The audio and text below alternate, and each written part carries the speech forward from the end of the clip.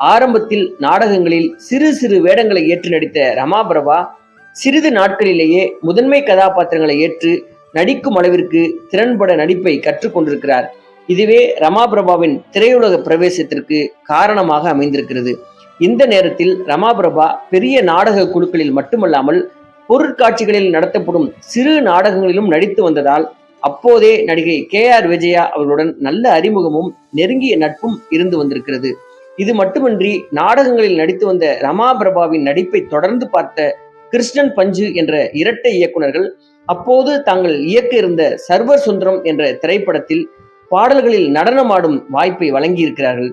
1964 Muthuraman, Nagesh, KR Vijaya ஆகியோர் நடித்து வெளிவந்த இந்த திரைப்படத்தில் KR விஜயாவின் தோழிகளில் ஒருவராக நடித்திருக்கிறார் ரமா பிரபா. படத்தின் துவக்கத்தில் மாமல்லபுரம் சிற்பங்களுக்கு இடையே கதாநாயகியும் அவருடைய